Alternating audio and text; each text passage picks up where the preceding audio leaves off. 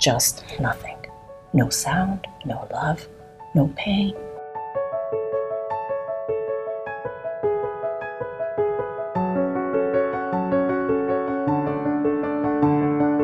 Natsuko, I want to thank you so much for taking the time to be here today. It is my absolute pleasure and honor. Thank Now, you. you're new to the club, right? Very new. Right. Yes. How long? What's new? You a couple of months? Yes, since April 1st. And you jumped right on the podcast. I asked you and you said, okay, sure. I'm not worried about it. Have you ever been on a podcast before? Never. This is the first time? Oh, go for it. I've always been curious about it. And have you? My closest friends always said, Natsuko, you should do a podcast. You mean do one yourself? Yes. We talk about things that really, just really genuine conversation, the one that I believe the conversation we will have today, but about everything and anything, but we like to speak about, how can I say this right? Like the truth of things, how things work in this world, right? What most people don't talk about, you mean? Well, maybe not what they don't talk about, but most of us are just passing by and we say, how are you doing? But we really don't want to know. Good morning. So when people try to engage me, if they say, how are you doing? I say, fantastic. And they get shocked. And I say, how are you doing? And they go, oh, fine. And then we'll talk about the weather. I say, every day above ground's a good day for me. Yes, exactly. As I mentioned earlier, when something is right, you just feel it. Like your instinct, my instinct tells me, do I want this? Do I want to do it? The answer is yes, why not? Yes, why not? Yeah. If you want to do it, then you go for it. Yeah. Where were you born? I was born in Tokorozawa, Saitama. Tokorozawa? Yes. I know Tokorozawa. You do? Yeah, who doesn't? I don't know. It is kind of out in the boonies, if I may say. Kind? I adore that area, but it is definitely not, Azabu. Are your parents still there? No. My father lives in Gunma Prefecture, in a small village. Right. And my mother lives in Saitama.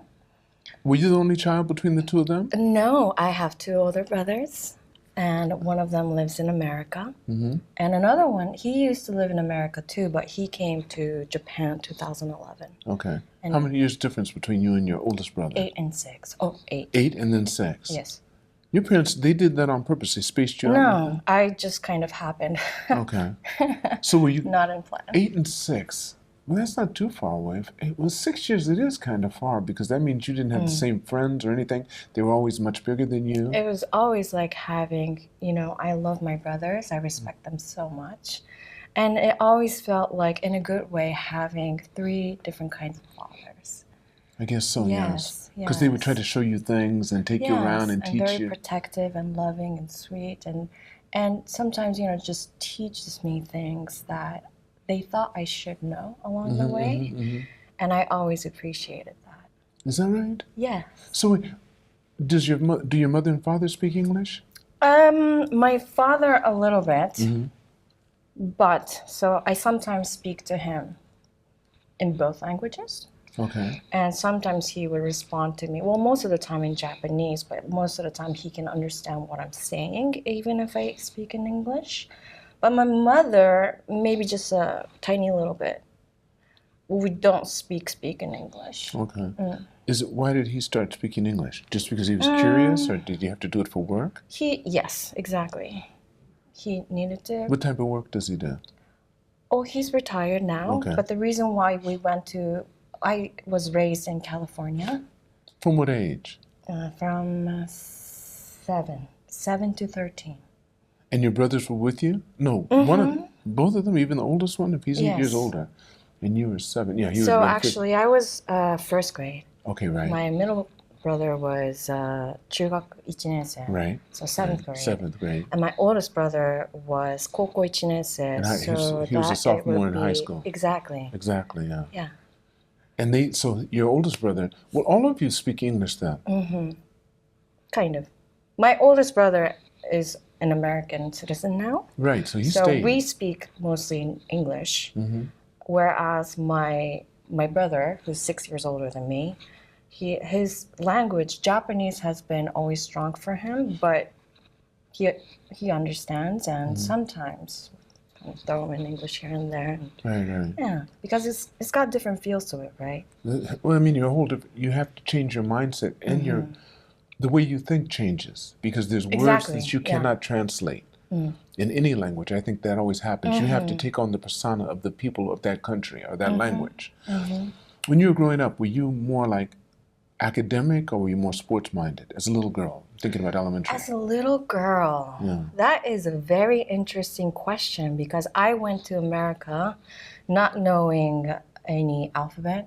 You couldn't speak English at all? No. At seven The years only old? alphabet I knew was like A, B, C, and D and on, I did not know. So I just jumped in there not knowing anything. What was it like? Oh, going to a different planet, almost, you know? Did you cry a lot? Yes, in a way, because, yeah. Because your brothers weren't there with you, because you had one No. in junior high, you were in elementary by yourself. Yeah. So what would they do? But they didn't speak English either when they first went. Yeah. So how did they handle? How did your family handle it as a whole? We all went head in, and I believe all of us faced, just challenges after challenges every day. But that definitely made us who we are today. Yes. As for me, the first 3 years were the toughest. I could not communicate, What were some of the things you remember that were really hard for you, that you wanted to try to get out but you couldn't say? What were some of the things? I was bullied pretty intensely. This is a good thing to keep in, because that's the one thing where I have a good friend who I had on the podcast. He goes from school to school to school to talk about bullying. He's African American. Well, he's Canadian American, but he's black. Yeah. His daughter, his wife is Japanese, so he has a daughter that's both Japanese and African American. She was bullied. Yeah. And he's made it his mission Yeah. to eradicate bullying in Japan. Wow. He's going to do that for the rest. And he's So written much books and everything. respect for He's that done person. so many books and stuff. He's really Wow. going That's well. incredible. So tell me about your bullying. What happened? So it was never from the kids who were foreigners. You know how in California there were, especially in the 90s, a lot of Japanese people, and I love Japanese people. Don't get me wrong. That's a good thing. But at that time, like kids, we're just growing up, and you have that stage where just kids want to kind of gang up, right? And so I don't think it was nothing personal, but it just happened to be there at that timing where there were a group of Japanese girls who would just bully me day after day, day after day, day after day. What kind of stuff would they do? Just, That you remember? What was one of the first things? And you thought, they would just group up and say nasty things and would not help me with translating things when the teacher asked them to translate something so that I could do some of the work. To be honest though, come to think about it, I haven't thought about this in years. I'm talking about like years. Because I like to choose happiness. Because I learned that dark state of human mind. I just worked so hard to be able to go on the other side of it. So interestingly, you know what? When you asked me, and when I'm trying really hard to remember what they did, but I honestly don't remember that much. You basically I erased think it. You tried to take it out. I think I overwrote a lot of the memory. What helped you be able to do that? Oh, Was it it was your a mom, long dad? journey. No, the family was, at that time it was rough. The question you asked earlier, like how did they all handle it? It was really rough on everyone. Oh, so they were doing with their own challenges. Oh, yeah. So the last thing we want to hear is about all yours. trying to survive. And your mom too. Oh, You said she yeah. doesn't speak English, but she had to deal with that. Oh, yeah. My father as well, my brother, in their own worlds. So it kind of makes sense. We were all in a survival mode, like we're not just going there like, hey, we're in California. No.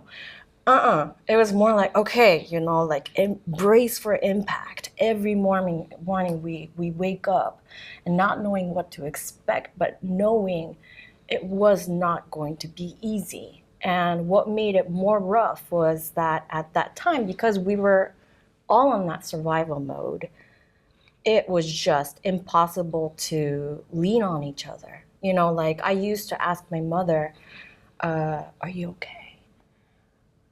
At 7 years old. Yeah. And that was the one thing I really, really wished someone would ask me. But no one asked you. No. So I often thought about, I met this book. I was going to Juku. How do you say Juku in English? Elementary school or after school? After school. After school. Activity, something, right? Actually, just straight up studying, and that's it. No activity. Okay. Boring. So I used to go to Japanese Juku because I went to an American local public elementary school. I used to go to a place called Juku. In the States? Yes, a Japanese Juku to study Japanese education. And the teacher, she was like a safe place for me. I didn't confine anything to her that what was going on in my life, but she was just very, have that really calm aura, just calm presence about her that whenever I was in her presence, I felt calm. And she had the series of books. Do you know Tezuka Osamu? Tezuka no so. So he's kind of like the Walt Disney of Japan, basically. Okay, right. But what kind of book? Did you do the ghost ones? Not the ghost books. That's Mizuki Shigeru. Right. He's also very cool. And then they have Lupin. Yeah, yes. They have Lupin, yes. And they have Sazai-san, of course. Everyone knows Sazai-san. Yes, old school. Yeah. Classic. Okay, right. But Tezuka Osamu is like the master. His mind is incredible. He wrote all of these stories that just it just triggers all these incredible truths about how the universe works, and it just goes into depth, and he describes it in a way that is relatable to a lot of people of any age, and obviously the gender does not matter, the time, it goes beyond time and space, basically, what he talks about. He had these series of manga, these really thick manga books that was about Buddha. And I did not know Buddha. I do not come from, my mom used to go to church here and there. But she wasn't like Shinto or Buddhism? No, she wasn't really like, she wasn't really like hardcore like Buddhism or Christian or, we're just kind of like, do what no you religion. Do, but just be good. Yes, exactly. And I never had anything against religion, but it was just kind of foreign to me. And still to this day, like I believe in the universe. What's out here it's science, and what we can see is so little of what it actually is as a whole. So in that sense, yes, I believe in God. I believe in the universe, however you want to call it, spirits. But at that time, his book got into those things. That was a huge trigger because in that series it was 8 thick books, like this thick, and inside of it, so Siddhartha, the prince of India who became Buddha, he was really weak, as in like physically and I guess mentally too, in the beginning. And he was really always asking these questions after questions to other people and then to himself. And a big question was, what comes after death? And when I was just reading it, I was like, okay. And then this one page was pitch black. It was just complete black with nothing on it. And I'm like 7 or 8, right? And I'm just like, ooh, that's scary. Like I never really thought about death. I know my great-grandmother died. I saw her body. I think I picked up her bone with my family. Like that's what we do in Japan, right? Like after we burn the body. But I never really thought of it that way. I was like, oh, so what happens? Like, is it? And then inside that story, this monk tells Siddhartha, Siddhartha's like, so what comes after death? You are a very experienced monk. I want to know. Like, you must know. I want to know. I'm scared. And he's like, it's nothing. Nothingness comes. You don't feel anything. You don't see anything. You're not happy. You're not sad because it's just nothing. No sound, no love, no pain. And I was like, oh my God, that's scary. Black page. Yes, and that got me thinking. And I would just lay on the grass, looking at the sky, and just fall asleep thinking about that because I was like, that can't be. I was like, that can't be, like what? It was just like bonkers. Like it just blew my mind. But these books were really good for you because they got you to stop thinking about what reality was really happening. You get into a whole different reality. Yes, exactly. Well, it was a very good trigger in starting to, engage this world, not just through. I don't think my parents were spiritual at all growing up. Now, after experiencing things here and there, I still wouldn't say they're spiritual, but they understand. They kind of get it. They understand that this is just kind of how things work, beyond words. And, but it definitely triggered that spark inside of me to connect to the spirituality. This was all in Japanese. Yes. So when did you meet someone that helped you with your English so that you could start getting involved in the society that you were being bullied by? Oh, it's you know what I mean? Because you survival method. Yeah, I guess. Because you had that. You were going into Japanese. You could read that. I see that. And you had a very good stimuli. Somebody who's very knowledgeable, probably one of the teachers we needed because of his books. And that's really good. So it made you think, and you get into a different world. Who brought you into the reality, and then in English? English, I did have a tutor. Okay. She was also very lovely. Her name was Holly. And she would come to our house every week and help me out with homeworks. And in the beginning, I had no idea what she was talking about. I just thought she was nice. But eventually, I just really remember this one moment, one day. I had no idea for 3 good years. However, after this 3-year mark, I was hearing, I was just like, I guess I believe with language, listening comes first. The hearing, that skill grows in the very beginning before you speak, right? And there was this one moment, it sounds weird because I don't think it happens overnight, but I think it built up over the years. And I was like, ooh, I understand. I understand what you're saying. I understand what they're saying. And it was almost kind of like that Helen Keller moment. I was like, I have no idea what's going on. I'm trying. I think she's trying to help me get it. I'm just not getting it.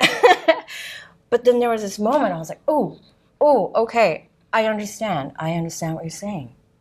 And it just started. And then slowly over the time, because of the experience, I was very, very shy child. I was the kind of girl who would just hide behind, if not a person, something, then so that I wouldn't have to expose myself. I would be, less exposed to get hurt. Right, because you did have those bullies too. How many Asian girls did you have in your class? Ooh, all in all, it wasn't just one class, it was the whole grade. So I think it was around 8 to 10 girls. And how big was the class? About 20 kids? Something like that. And the boys did not, they didn't care about the bullying.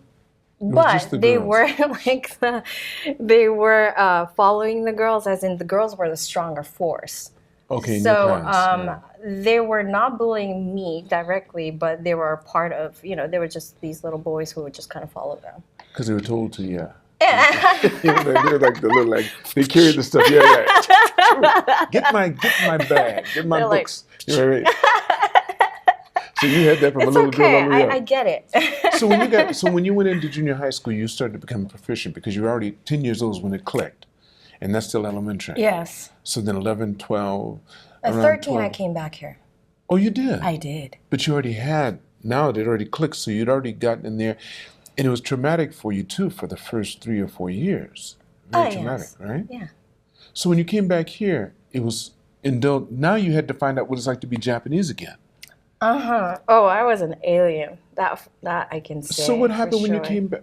Oh, now I know you love those books. Mm-hmm. That's one thing you love. I do. Any other subjects that you liked while you were in school? Books? Anything else outside of Ooh. reading and real deep? To be very, very honest with you, for a very long time, even I can say probably into my 20s, I was on a survival mode. I was just trying to really hard not to give up and just really survive Give and up on find what? the Give up on meaning what? on life. Oh, you were in that kind of mode. Oh yeah, because nothing was, everything was such a big challenge. There was no comfort. From the time you went to the States to when you came back here, you kept on running into hard challenges, you're saying? Yeah. And so I What was was, the hard part here when you came back? well, I actually learned not to be a part of the girls bullying things, or boys, it doesn't matter. Just I didn't want to do anything to do with bullying. I didn't want to be a part of it. I for sure did not want to receive it ever again. So I decided I'm just gonna be this weirdo. So how were you weird? I What'd you didn't do? really mind if people thought I was weird. Kind of like I think I used that position as of being a kikokushijo. Which is? Kikokushijo meaning a person who went abroad and came back. Right, okay. So there's kind of like a little expectation. Oh, she's Japanese, but she she's isn't. not entirely Japanese kind of situation. Which was true. Which is true. Very And true. because I had that and people knew that I went to all Japanese private girls' school. So it was kind of Which like an one? army. Which one? Otsuma. Otsuma. Yeah. Okay. It was kind of like an army. All right. Um, But they didn't try to bully you there. You weren't going to stand Nah. for it now. because I was a lone wolf, and I Okay. became friends with another girl who was also a lone wolf. Well, and had she so- been to the States No. as well? But she was just Japanese, but Yeah. she was a lone wolf. Yeah. What'd you guys do? You wore your dresses really long or something? No, nothing like that. I was actually just really, I wasn't that wild yet. Okay. It came later. Okay. It came later. Just really innocent. You guys conversation. did you have each other's back in a certain way I emotionally? guess so, but we didn't really want to depend on each other like that.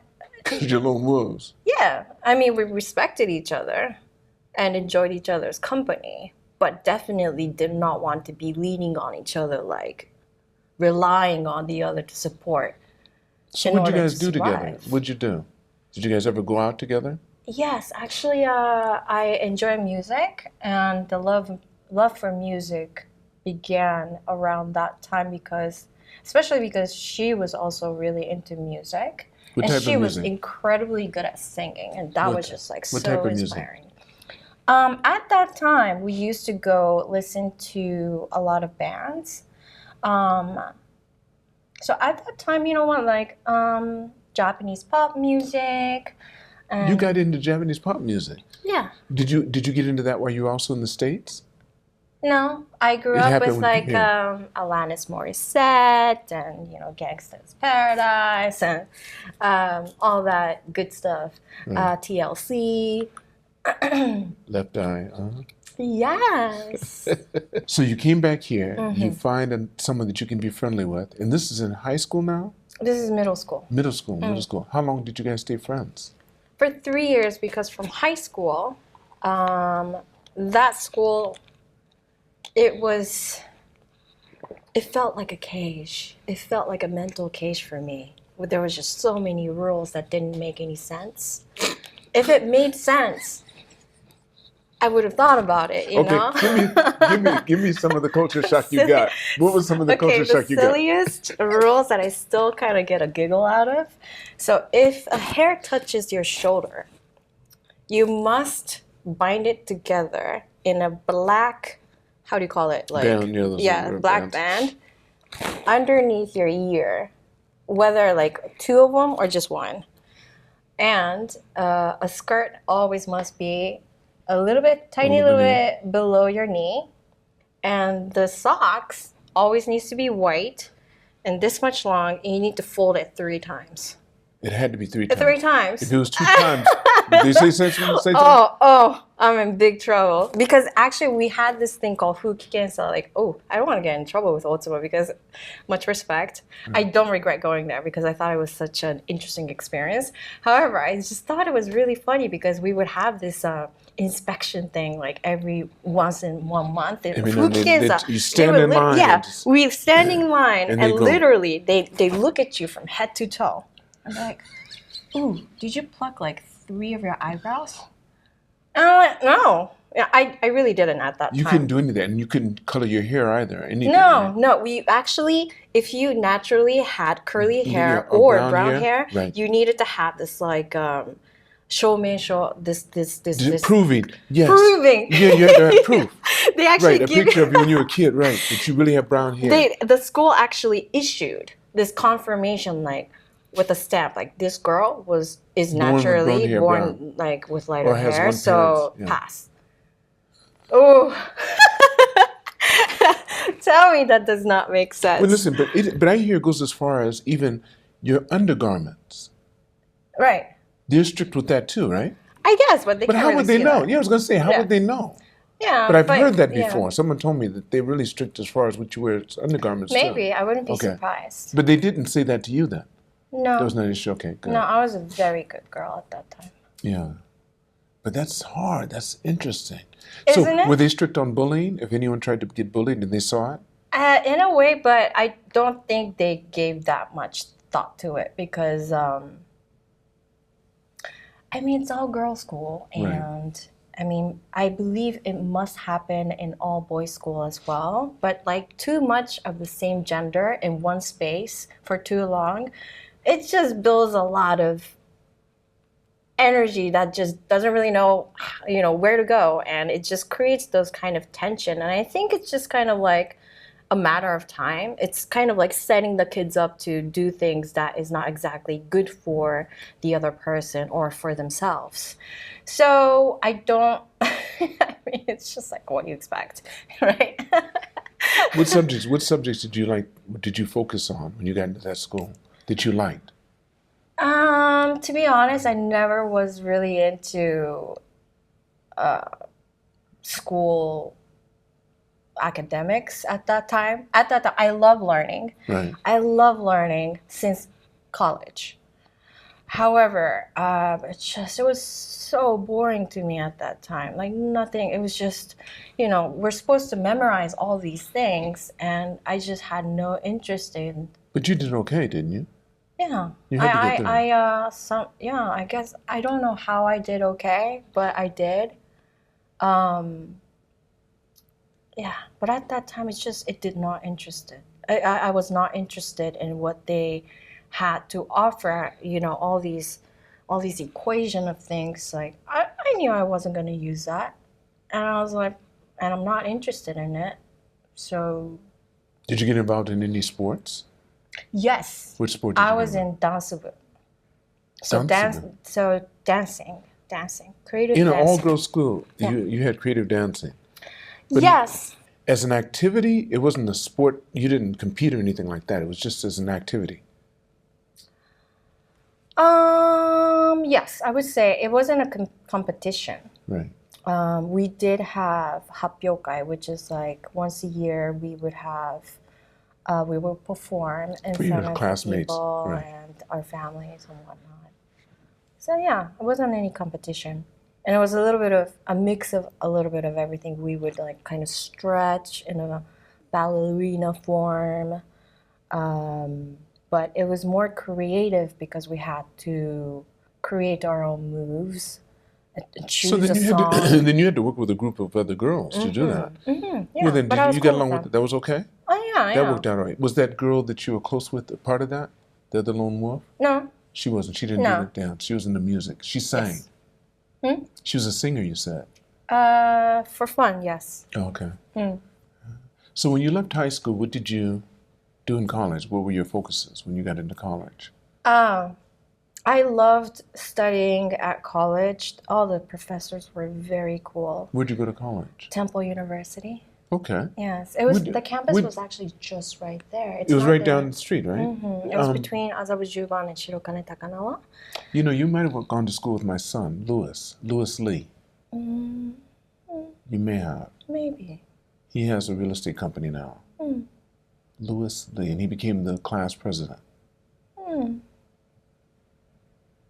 I don't know. Okay. I'm not You're right sure. down the street. It's right down the street when they had it right there, and you could go down to 7-Eleven right down the street, and they had a restaurant above it or something like that. Oh my God! Yeah, the Chinese restaurant. Still to this day, They I are. think about them. And the teacher who taught African American culture, we all saw him like a Snoop Dogg. What was his name? Michael Williams. Yeah, he's very close. I put him on my podcast. Oh, you did? He hasn't That's been crazy he hasn't been on the cool. podcast. He has to use oxygen now. Yes. He was always thin. He looks like Snoop Dogg. You're right. He would be Snoop Dogg. Mike Williams, he's a good guy. He's Very an laid back. incredible person, Yes. and we all respect him and still talk about him to this day because I think he still teaches. I think he still teaches. he does. Yeah. Yeah. Just a lot of great. And my art teacher, I believe his name was Paul. I only had him for like one semester, but he was also very, very nice, and I enjoyed learning about the artists, digging in deep. And film class, I also enjoyed. I took a Korean film class. I just didn't really know what to expect because I haven't really watched any Korean movies at that time. But some of the selections of the movie was just interesting, something I would never really choose on my own. So I picked up all of these different perspectives, and I would say the most interesting thing about my college life that I will forever cherish are the people, the friends who I made there. They were my brothers and sisters. And at that time, I started creating my own music with, I guess I can call it a unit, a boy who raps. And I was singing, and it was kind of like a hip-hop-y music. Yes. And you did this your first year of college? Oh, maybe second year and on, but throughout the years we performed a couple of times at clubs whenever we had like It was just the an two event. of you? Sometimes we would have our other friends come in and join, and I had a lot of friends, guy friends who rapped, and they were all so very talented in different ways, and we would just write lyrics and collaborate. And What were your raps basically about? Mm, Some of your favorite? about us, our lives, like What part of your lives? I would say maybe from high school and on, we Okay. would apply. We're at that place in our lives, in college, where we really have that time and freedom, and just our energy is so intense and still trying to figure out who we are. And so we would try to express that in words, in an artistic way, and that would inspire each other and create more music and more music and more. Did you ever flow. rap too? A little bit, but not anymore. I just No, yeah. what was your part of it? You did. Were you on keyboard or something? What No, did you do? I was just singing. So you sang while they rapped. It was kind of like he raps, I sing. He Okay. raps, I sing. Right. I maybe throw in a tiny little bit of rap, and then he raps back, and then Okay. I sing. So you didn't have any problem being up on stage? No, I had so much fun with him. So much fun. Like, Was he Japanese as well? oh yeah, but But he's he also right, internationally, yeah, international came in. raised. Are you guys still friends? Yeah, we are. We are. Did he get married or anything and have kids? And- I don't think so. Actually, we were just gonna meet up the other day. But you know how we had crazy rain last week? Right, right. Where, the water was up to our calves Right, in front of right. us at Juban. And due to that rain, he had to work on that weekend. So we just postponed it. And I think it's gonna happen sometime in September. Okay. And I haven't seen him in years. Is that right? And the other boys too, who used to join us in rapping. So were or you just all hanging Asian? out. Were all of you Asian, basically? Not all of us.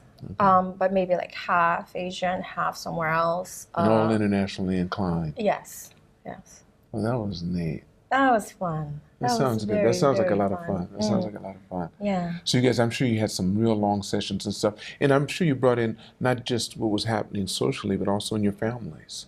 What was happening through your families as well. Oh, yeah. So I think over the years, we all grow, right? That's like, I think that's the beauty of life, where it's just never-ending pursuit of.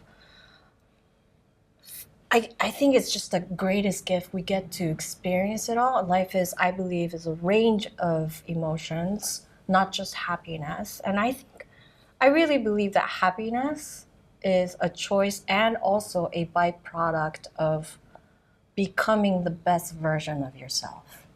So I just want to always make sure, today, did I do better than yesterday? Am I doing better than yesterday? Like, I try to ask that every day. And over the course of years, from my 20s, I think in my 20s, I was still indulged in my hurt, in my pain, in my dark night of the soul, as they say. Because of what had happened as a little kid. Yeah. Well, see, that's your emotional makeup, as I mentioned during the talk I had. Happens from birth to age 12. Your emotional makeup is there. And unless something dramatic happens, you're stuck there. And you found some way, and that's why you found some way to get out of it. But it had to be something traumatic. Like it could have been the book that you read and you went, oh, it could have been something. But something has to take you out of that. Otherwise, that becomes your life. It That's does. sad. So you need to hear someone open a book where the page is bright, and you feel something. And it's not something you do once. No, it's a something- constant work. Just like when you get up, constant just work. like your personal hygiene, whatever it may be, you have to do it regularly Exactly. and pay attention to it. Yeah. Don't try to rush through it. No. Take your time. The time is Right. needed. The result is not going to come in a day or That's two right. or a week or a month. Right. I think that's why whenever I see somebody who's really happy as yourself and other amazing people here at TAC, because I'm really, really, every day I'm just telling myself, how did I get so lucky? Oh, you got the right place, right? It's just, yes, I am. I really I am. hear you. Yeah. Everybody, the colleagues, and, That's right. in every section, And every you have department, my What, boss. 40 different nationalities? That's in the staff. 60 different nationalities in the members. Yeah. Come on. It's a little UN right here, United Nations, right here in one little club. United Nations it is. And they're, just genuine good people who I can see that I see a similar fire in their eyes that, Right, this desire to want to get better and to be good. And I'm just so grateful every day. I have 2 books. I have 3 books I'm going to give you. Oh, wow. Because I write them. I use AI to help me. AI? AI, yeah, I use AI. How do you use AI? ChatGPT is AI. Oh, I just ChatGPT I was is just AI. asking IT Mr. Hunter. Okay. I was like, "What's ChatGPT?" And he was like, You never used it? You haven't used it yet? "He was like, were you living under a rock for the last Now, are you working today? No, I'm not." Oh, good. Then you'll have time to watch what I do after we finish this talk. I'll show you a little bit because it's just a tool.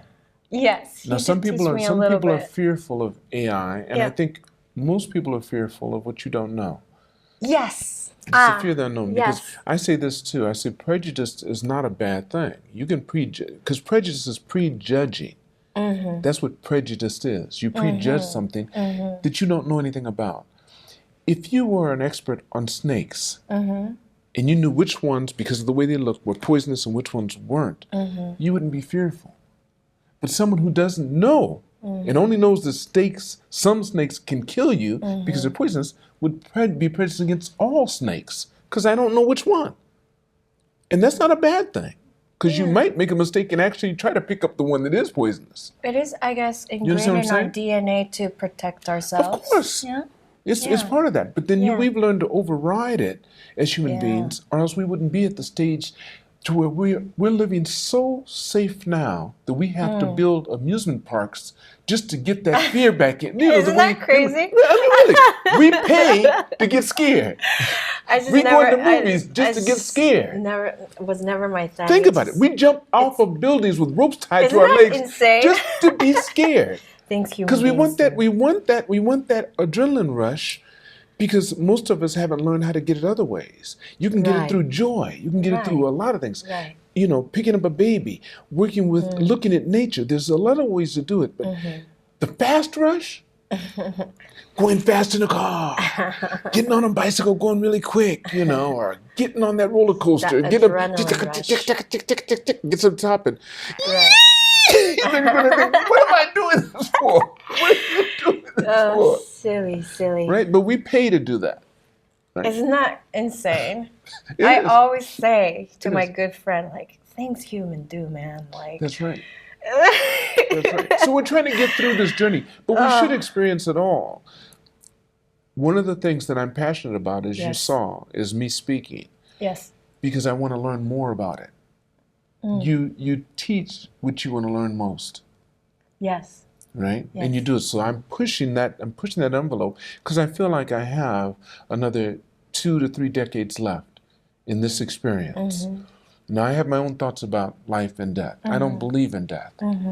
I believe in transforming. I think that a lot of people are told that our spirits are inside our bodies. No, I think our spirits envelop our bodies. That's what we call an aura. That is a the fresh body is perspective. inside the spirit. And this is just something we're using. We're using this now. Yes. So, see, we can't die, but we can change Yeah, we can and not use change. this anymore. But We your can spirit change. is my spirit. We're connected.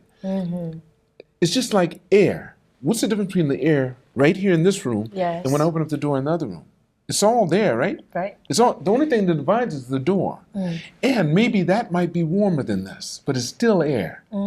Your spirit may be maybe a little bit brighter than mine, but they're still spirits, and they're connected to the same thing. Yes. And we've decided, no, it's one thing. I agree. And that's what I'm teaching to share. Not teaching, trying to wake people up to remember, because you already know it. That's what I told him. That's what I told everybody. I'm not trying to teach anyone anything. I'm trying to help you to remember. Remember, yeah.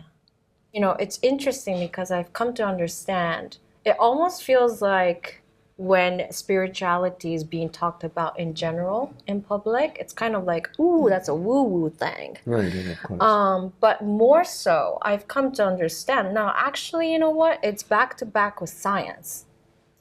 Nikola Tesla proved it. And I've read this really interesting book about how life works. And there's this one Japanese scientist by the name of Nemoto, I believe it was, Mr. or Dr. Nemoto. He did this experience where he would have water in different jars or glass jars. And he would just experiment. One of the section of the jars, he would just communicate to them like as if they were people, right? Like every morning, he would shower them with, "Oh, you do."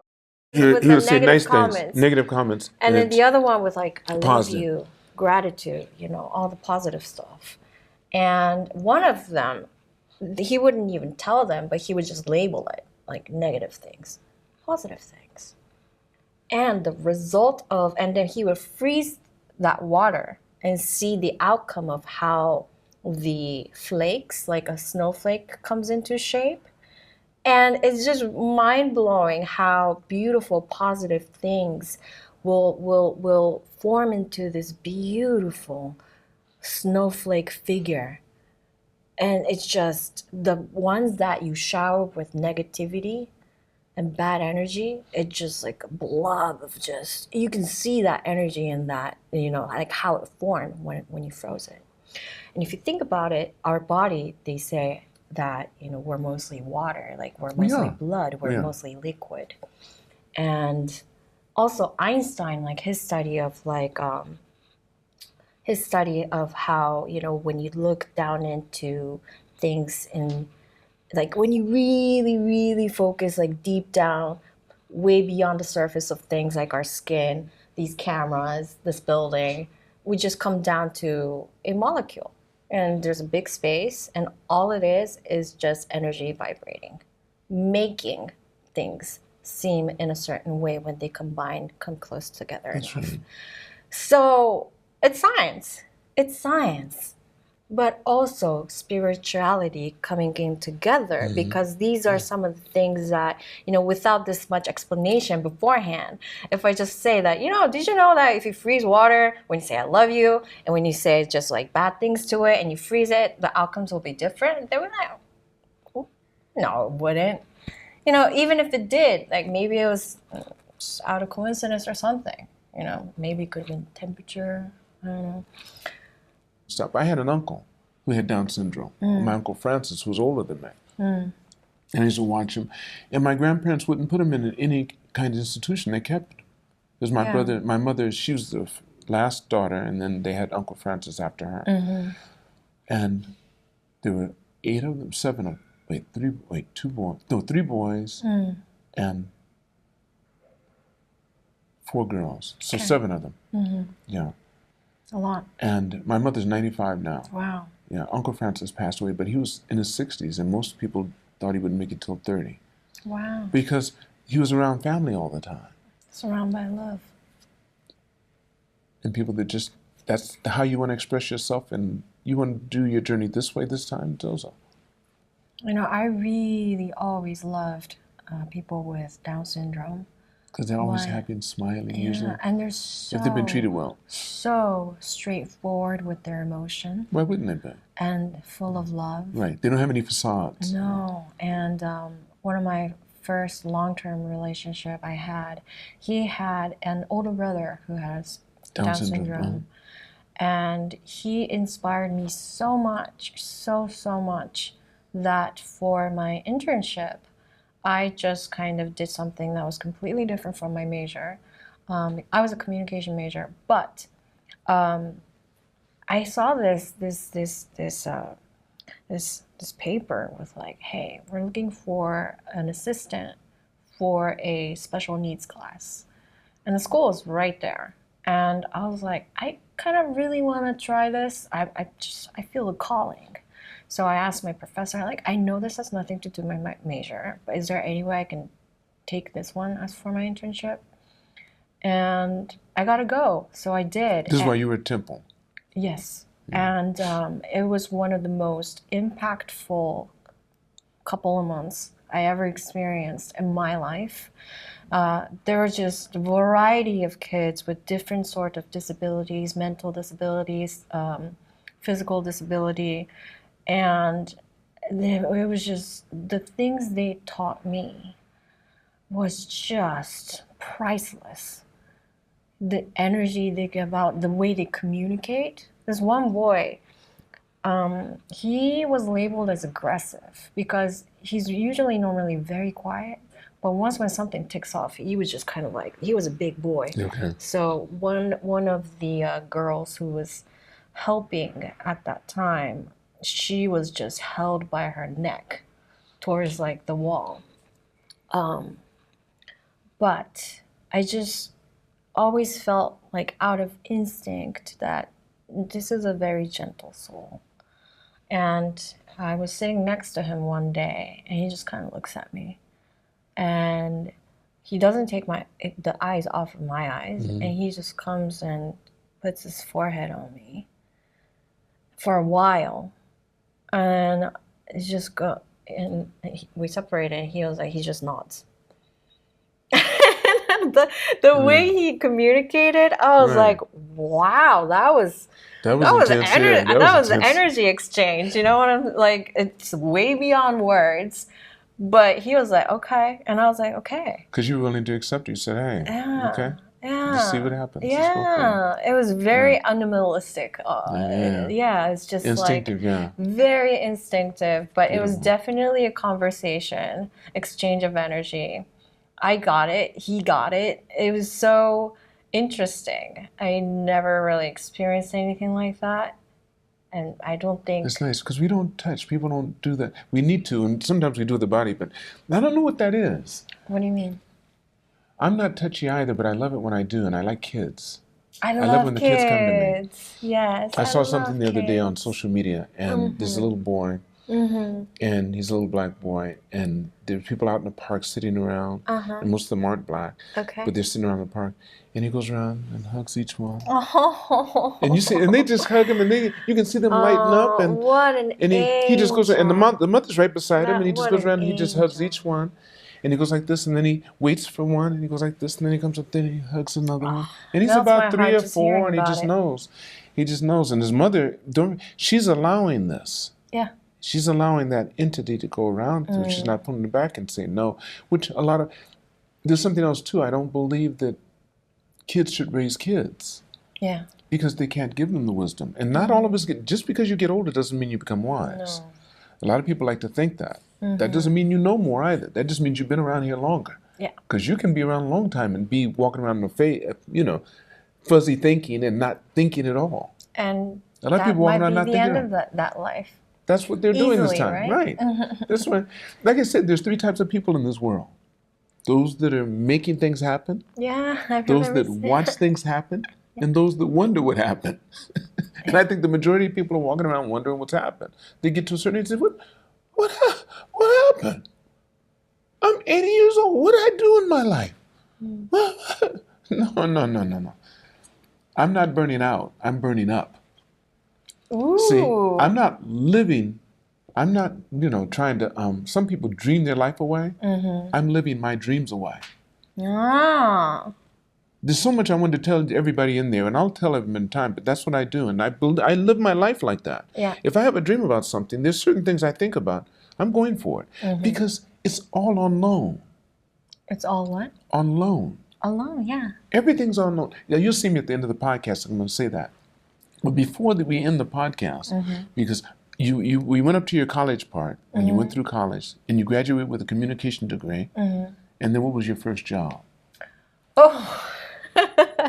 Was it in Japan? Yes. Oh my God. A very interesting job. How long did you stay there? 2 years. Okay, 2 years. What was it? What'd you do? I was a ring announcer. What kind of sport? For Japanese pro wrestling. When people go on YouTube, can they see some of the fights that you're in where you were the announcer? Actually, that is a long time ago, and I don't look back to my past. So, yeah. But that was an interesting I journey. bet you would be. Yeah. Because they're really entertainers. You're talking about, shit. Yeah. They have to really practice a lot, and people don't realize that. So after that, what'd you do? After that, it's interesting that you mentioned kids. I come from a background where I used to work with kids. And In what capacity?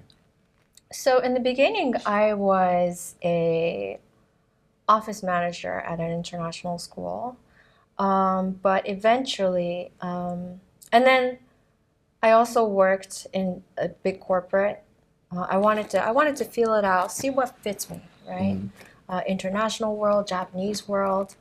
And there was a time in my, I'm sure you had it too, but you know how when we all face that dark night of the soul? And there was a time in my life where I was like, okay, you know what? I really want to face this. Like, I really want to face this. I really want to focus. Like, I really want to invest in facing this and really heal it. And that was the only way to go to the next level.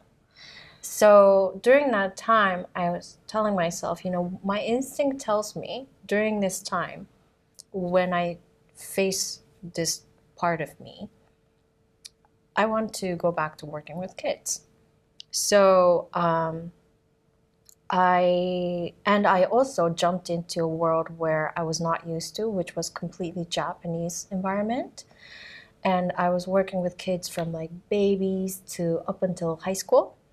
It was this like after school kind of facility where we take care of kids and provide a safe place for them to hang out. And so at that time, I told myself, I'm going to see how I fit in this world and how this world fits in my world.